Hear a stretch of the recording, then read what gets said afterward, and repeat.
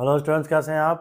उम्मीद है आप बेहतर होंगे और हेल्दी होंगे और आपकी पढ़ाई लिखाई ठीक से चल रही होगी। स्टूडेंट्स, हम लोग पढ़ रहे थे न्यू लॉन्गमैन विस्टास बुक, ठीक है। और इसमें क्लास 7 में हम लोग सिविक्स पढ़ रहे थे।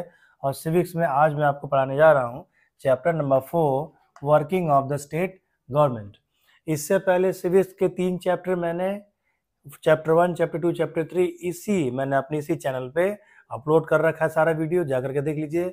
और हिस्ट्री और ज्योग्राफी के भी चैप्टर्स के वीडियो अगर इस बुक के यानी कि न्यू लॉन्गमैन विस्टास बुक से अगर आपको देखने हैं तो वो सारे के सारे वीडियोस आपको मेरे इसी चैनल पे मिल जाएंगे। चैनल विजिट करिए, वीडियो सेक्शन में जाइए या इसका डिस्क्रिप्शन चेक करिए, उसमें लिंक मिल जाएगा, तो जा करके आप देख सकते हैं। आप वो चीज़ें देख लीजिएगा। फिलहाल आइए इस मुद्दे पे आते हैं, working of the state government. उसमें जो सबसे पहला हेडिंग आपके बुक में दिया हुआ है वो दिया व्हाट इज हेल्थ, कि हेल्थ क्या होता है। आपके बुक में एक चीज़ का नाम दिया हुआ है WHO। क्या दिया है? WHO, वर्ल्ड हेल्थ ऑर्गेनाइजेशन, विश्व स्वास्थ्य संगठन। तो इसके परिप्रेक्ष्य में सारी बातें की गई हैं और इंडिया के परिप्रेक्ष्य में बातें की गई हैं। तो आइए सबसे पहले समझते हैं हेल्थ क्या होता है। हेल्थ की हिंदी होती है स्वास्थ्य। स्वास्थ्य क्या है? अगर कोई व्यक्ति फिजिकली, मेंटली ठीक ठाक है, स्ट्रांग है, ठीक है, उससे कोई चीज़ की दिक्कत नहीं है, नॉर्मली बिहेव कर रहा है, ठीक है, पूरा वो हेल्दी है, तो उसको कहा जाएगा कि वो क्या है, वो व्यक्ति हेल्दी है। तो हेल्थ क्या है? तो mental, physical, good condition of mental and physical. अगर कोई पर्सन है तो उसकी मेंटल कंडीशन और फिजिकल कंडीशन ठीक ठाक है, तो यानी वो व्यक्ति क्या है? हेल्दी है।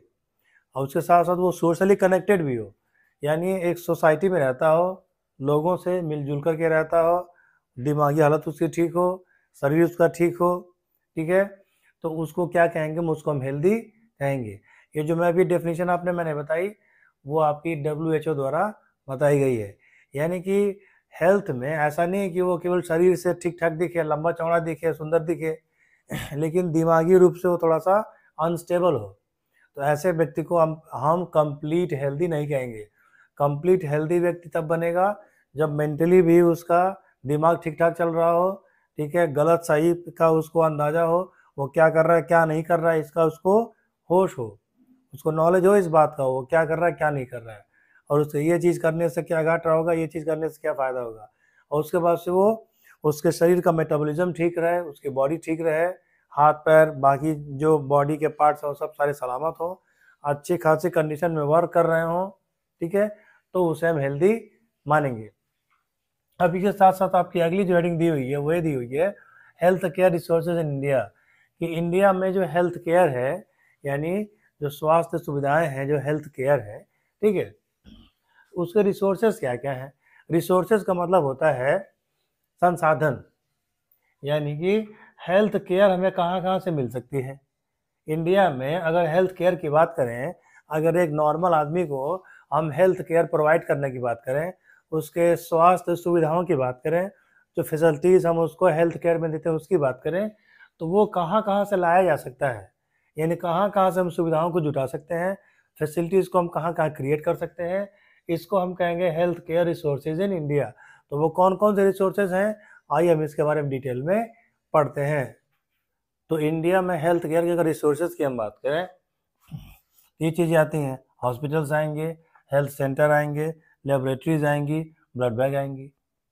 हॉस्पिटल्स का मतलब क्या होता है? हॉस्पिटल वो प्लेस होता है जहाँ पे बीमार पर्सन का इलाज चलता है।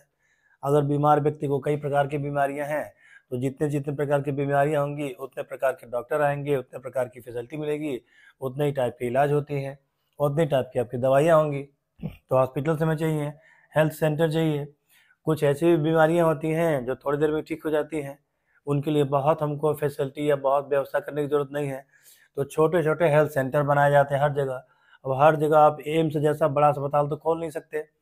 एम्स जैसा या अगर बहुत सुपर स्पेशलिटी अस्पताल अगर खोलने की बात है, सुपर स्पेशलिटी हॉस्पिटल्स खोलने की बात है, या मेडिकल कॉलेज खोलने की बात है, तो इसमें बहुत इन्वेस्टमेंट होता है। दूसरे, इसके लिए ज़मीन भी बहुत ज़्यादा चाहिए। तीसरे, इसकी व्यवस्था करने में बहुत सारे पैसे खर्च होते हैं, इसके रखरखाव में बहुत ज़्यादा पैसा खर्च होता है। और वो हॉस्पिटल चलाने के लिए हमको योग्य डॉक्टर, योग्य nurse, eligible doctors, eligible nurse, ठीक है, लेबोरेटरीज वगैरह सबकी व्यवस्था करनी पड़ती है। तो हर जगह ऐसे सुपर स्पेशलिटी अस्पताल जो है कि नहीं खुल सकते, इसलिए छोटे मोटे अस्पताल भी चाहिए। जहाँ पे कम जनसंख्या है, वहाँ पे जहाँ पे पॉपुलेशन का लोड नहीं है, वहाँ जो हेल्थ सेंटर्स होते हैं, ठीक है, जैसे कुछ प्राइमरी डिजीज़ होती हैं, कुछ प्राइमरी बीमारियाँ होती हैं जो बहुत जल्दी ठीक हो जाती हैं, वो बीमारियाँ बहुत ज़्यादा परेशान या तंग नहीं करती हैं, तो उनके हेल्थ सेंटर्स होते हैं, लेबोरेटरीज होंगी। सपोज कर लीजिए कि अगर हॉस्पिटल चल रहा है, हेल्थ सेंटर चल रहा है, मरीज आया और समझ में नहीं आ रहा है, मरीज देखने में स्वस्थ है लेकिन मरीज को अंदर अंदर बीमारी है, तो उस अवस्था में क्या हो जाता है कि भाई कुछ लैब टेस्ट होते हैं, ब्लड टेस्ट हो गया, आपका यूरिन टेस्ट हो गया, मलेरिया टेस्ट हो गया, ठीक है, तो कुछ टेस्ट करने पड़ते हैं और टेस्ट से ही सारी चीज़ें क्लियर होती हैं कि भाई वास्तव में चीज़ें हैं क्या। कभी कभी जो बीमारी थोड़ी बढ़ जाती है तो वो बिना टेस्ट के जो है कि पकड़ में नहीं आती है, ऊपर ऊपर देख के नहीं पता चलेगा। अगर डायग्नोसिस आपने गलत कर दिया तो फिर वो मरीज को गलत आपने दवा दे दी तो ज़्यादा और भी समस्याएं पैदा हो सकती हैं उससे, ठीक है, दूसरी बीमारियां पैदा हो जाएंगी। तो कई प्रकार के हमको लैब टेस्ट करने पड़ते हैं, तो वो टेस्ट को करने के लिए हर हॉस्पिटल्स में लाइब्रेरी होनी चाहिए, लेबोरेटरी होनी चाहिए। कुछ लेबोरेटरीज जो है कि अलग से खुलती हैं, उनका वो लेबोरेटरी के रूप में ही खुलती हैं और हॉस्पिटल्स उनका टाई अप होता है और सुविधाएं ये प्रोवाइड अपना कराते हैं। अच्छा, अगर एक्सीडेंटल केस है, बहुत ज़्यादा ब्लड किसी पेशेंट का बह गया है तो उसके लिए हमको ब्लड बैंक चाहिए। तो ये जो सारी चीज़ें आपको यहाँ गिनाई जा रही हैं, ये सब क्या है, तो ये रिसोर्सेज हैं। अगर ये रिसोर्सेज नहीं रहेंगे तो हेल्थ केयर सर्विस आप प्रोवाइड नहीं करा पाएंगे, ठीक है। स्टेट के नागरिक हों, सिटीजन हो, चाहे कंट्री के सिटीजन हो, ठीक है, चाहे कॉमन पीपल हो, चाहे वीआईपी पीपल हो, किसी पीपल को अगर ये सब चीज़ें नहीं रहेंगी, ये सब पार्ट्स अगर नहीं रहेंगे तो उनको आप स्वास्थ्य सुविधाएं, हेल्थ केयर की सर्विस आप प्रोवाइड नहीं करा पाएंगे, या प्रोवाइड होगा भी तो सफिशिएंट अमाउंट में प्रोवाइड आप नहीं करा पाएंगे, ठीक है। उम्मीद करता हूँ ये बात आपको समझ में आ गई होगी। इसके बाद आती है delivery of health care services. अब आपने ये जान लिया कि भाई हेल्थ क्या होता है, ठीक है, और स्वास्थ्य सुविधाएं लोगों को देनी जरूरी क्यों है, क्योंकि ये स्टेट गवर्नमेंट का रिस्पॉन्सिबिलिटी है। एजुकेशन और हेल्थ ये गवर्नमेंट की रिस्पॉन्सिबिलिटी होती है, गवर्नमेंट की और भी बहुत सारी रिस्पॉन्सिबिलिटीज़ होती हैं, लेकिन ये बेसिक नीड्स होती हैं, बेसिक रिस्पॉन्सिबिलिटीज़ होती हैं, इनमें गवर्नमेंट को खर्चा करना ही पड़ता है। एजुकेशन का फील्ड हो, ठीक है, एजुकेशन हो या फिर आपका हेल्थ केयर हो। तो आपने समझ लिया कि हेल्थ क्या होता है, और आपने ये भी जान लिया कि इंडिया में जो हेल्थ केयर है उसके रिसोर्सेज क्या हैं, यानी हॉस्पिटल्स की व्यवस्था चाहिए, हेल्थ केयर यूनिट्स चाहिए, हेल्थ सेंटर्स चाहिए, लेबोरेटरीज चाहिए और वर्ल्ड बैंक चाहिए। लेबोरेटरीज का एक रूप में इसमें भी प्रयोग होता है। सपोज कर लीजिए कि नए नए वायरस आते रहते हैं, जैसे कोरोना वायरस आया 2-3 साल पहले, ठीक है, तो उनकी भी टेस्टिंग होती है कि वायरस कैसा है, वायरस कैसे मरेगा, वायरस को मारने के लिए क्या करना पड़ेगा, वैक्सीनेशन कैसे होगा, वैक्सीन कैसे बनेगी। तो लेबोरेटरीज में ये सब चीज़ें भी चलती रहती हैं, जितने भी एक्सपेरिमेंट्स होते हैं, नए नए इंजेक्शन, नए नए दवाएं, नए नए टैबलेट्स, ठीक है, उन पर रिसर्च होता रहता है। कोई भी दवा आ जाती है तो उसका इफेक्ट क्या होगा, उसके साइड इफेक्ट्स क्या होंगे, इस पर भी रिसर्च जो है कि लेबोरेटरीज में चलती रहती है कि अगर आपने कोई दवा बनाई तो फिलहाल 1-2 साल तो दवा ठीक चली, बाद में उस दवा से अन्य नई बीमारियां जन्म लेने लगी। जैसे कोरोना काल में जो वैक्सीन वगैरह लगाई गई तो उसका कुछ हल्का सा साइड इफेक्ट भी था, ठीक है, 95% तक तो वो कारगर थी, लेकिन कुछ मामलों में कुछ मरीजों को उसके साइड इफेक्ट भी देखने को मिले थे। ऐसा कई अखबारों में, न्यूज़पेपर्स वगैरह में निकला था। ये मैं अपने मन से नहीं कह रहा हूँ, ठीक है, उन रिपोर्ट्स के आधार पर मैं कह रहा हूँ, जो न्यूज़पेपर को पढ़ने को मिला था उसके बेसिस पे मैं कह रहा हूँ। और अभी कल मैंने एक खबर पढ़ी, एक शायद एक न्यूज़पेपर में निकला था कि कोरोना वायरस ने जो एवरेज इंडियन की जो एज होती है उसमें से 1-1.5 साल कम कर दिया। यानी एक एवरेज इंडियन अगर 70 जीता था तो 68.5 अब जी रहा है, ऐसा उस रिपोर्ट का कहना था। तो ये सब रिसोर्सेज होते हैं। तो रिसोर्सेज केवल होने भर से तो होगा नहीं, ठीक है, रिसोर्सेज आपने तैयार कर दिए, लेकिन उन रिसोर्सेज की जब तक आप डिलीवरी नहीं करेंगे, जनता तक, लोगों तक वो स्वास्थ्य सुविधाएं नहीं पहुंचेंगी, तो फिर उनके होने का कोई मतलब नहीं हुआ। आपने हॉस्पिटल खोला हुआ है और कोई आदमी वहाँ इलाज कराने नहीं जा रहा है। आपने हॉस्पिटल खोल दिया, उसमें आपने फैसिलिटीज़ नहीं दी, उसमें आपने बेड नहीं रखे, वेंटिलेटर नहीं रखे, ऑक्सीजन सिलेंडर नहीं रखे, वहाँ उसमें दवाइयाँ नहीं हैं, डॉक्टर्स समय से अवेलेबल नहीं है, नर्सेज नहीं है, ठीक है, बाकी चीज़ें नहीं हैं, तो ये फिर आपको दिक्कत में पैदा डाल देंगे। और अगर हॉस्पिटल्स हैं तो हमें अच्छे डॉक्टर चाहिए, हमें अच्छा स्टाफ चाहिए। हेल्थ सेंटर्स हैं, अच्छे नर्सेज चाहिए, अच्छे डॉक्टर चाहिए, ठीक है, अच्छा फिजियोथेरेपिस्ट चाहिए।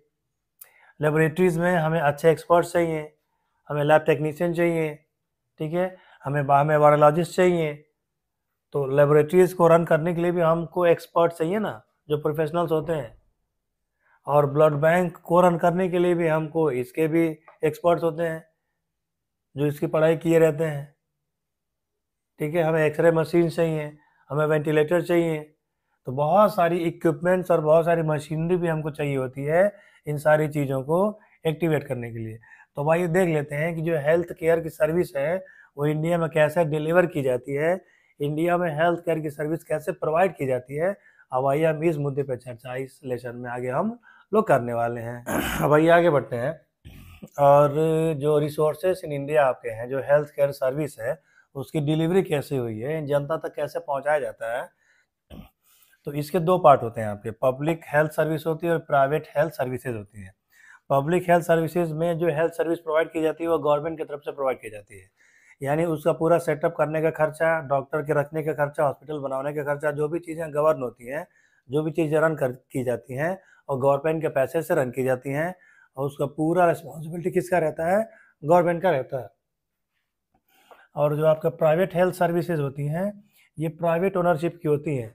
सपोज कर लीजिए मैंने एक हॉस्पिटल खोल दिया, आपने लाइसेंस लिया, लाइसेंस लेकर के आपने हॉस्पिटल बनवा दिया, उसके बाद से डॉक्टर को बुला रहे हैं, डॉक्टर वहाँ बैठ रहे हैं और डॉक्टर लोगों का इलाज कर रहे हैं।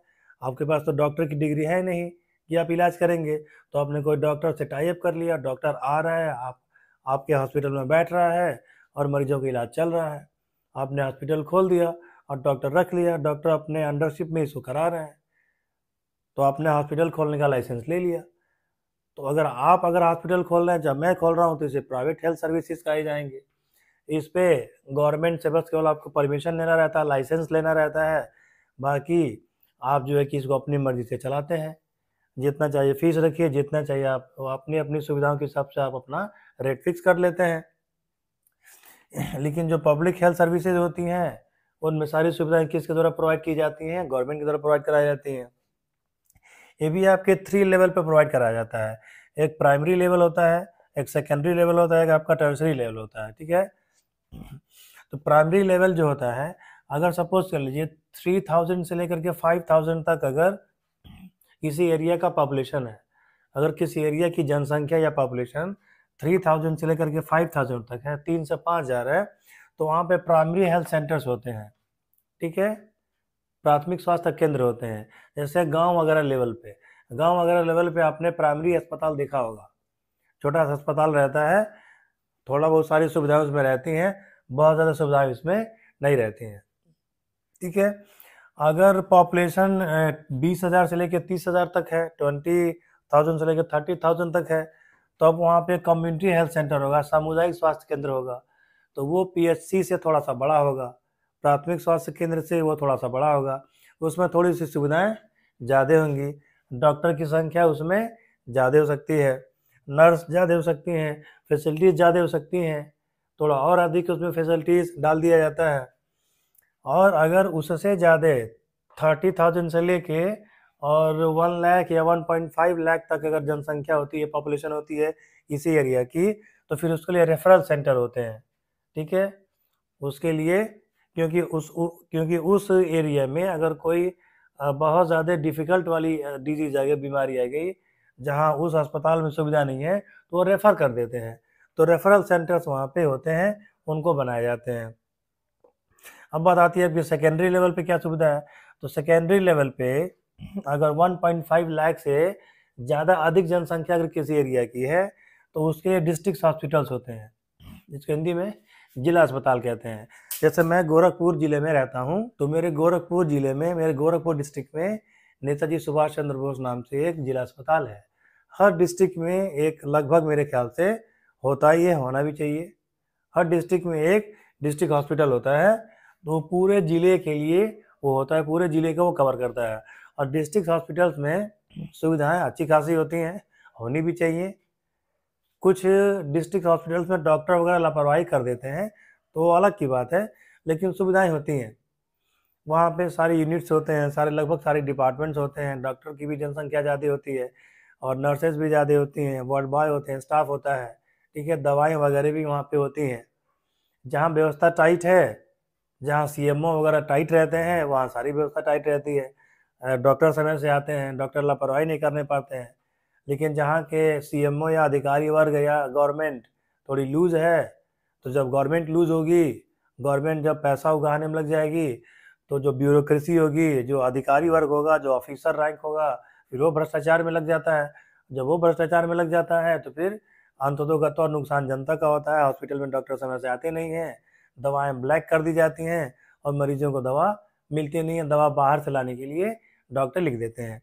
लेकिन जहाँ सीएमओ ईमानदार हैं, ऑफिसर रैंक ईमानदार है, गवर्नमेंट टाइट है, चेकिंग समय समय से होती है, वहाँ ये चीज़ें, वहाँ ये असुविधाएं कम देखने को मिलती हैं, वहाँ व्यवस्था टाइट रहती है, ठीक है। और टर्सरी लेवल की बात करें, टर्सरी लेवल में अगर उससे ज़्यादा संख्या हो गई, यानी डिस्ट्रिक्ट लेवल से भी बात अगर ऊपर चली गई, तो उसके लिए आपके सुपर स्पेशलिटी अस्पताल वगैरह बनाए जाते हैं, जैसे एम्स वगैरह होते हैं, ठीक है। एम्स वगैरह जो हॉस्पिटल होते हैं या मेडिकल कॉलेजेस होते हैं, तो मेडिकल कॉलेजेस में और अच्छी किस्म की व्यवस्था दी जाती है। उसमें जो है कि इमरजेंसी सर्विस भी अच्छी रहती है, ओपीडी सर्विस भी अच्छी रहती है, ऑपरेशन वगैरह भी होते हैं, दवाएं भी मिलती हैं, टेस्ट वगैरह भी होते हैं, वहाँ ऑपरेशन वगैरह की भी सुविधा रहती है। यानी रिसोर्सेज के जितने भी पॉइंट होते हैं, मरीजों को फैसिलिटी देने के जितने भी पॉइंट होते हैं, वो सारी चीज़ें इसमें रहती हैं। वहाँ पे आईसीयू की भी व्यवस्था रहती है, इंटेंसिव केयर यूनिट। हो सकता है कि भाई आपके प्राइमरी गांव के अस्पताल में या कम्युनिटी हेल्थ सेंटर में आपका ये ना हो, ठीक है, आईसीयू ना हो, इंटेंसिव केयर यूनिट ना हो। डिस्ट्रिक्ट हॉस्पिटल में भी हो सकता है ना हो, लेकिन अगर नहीं कहीं नहीं होगा तो आपके मेडिकल कॉलेज में ज़रूर होगा, ठीक है। तो टर्सरी लेवल पे मेडिकल कॉलेजेस हो गए या एम्स वगैरह की सुविधा आपको प्रोवाइड कराई जाती है। तो ये 3 लेवल पे सुविधाएं प्रोवाइड कराई जाती हैं और ये प्रोवाइड कराना एक उसका पूरा का पूरा रिकॉर्ड होता है।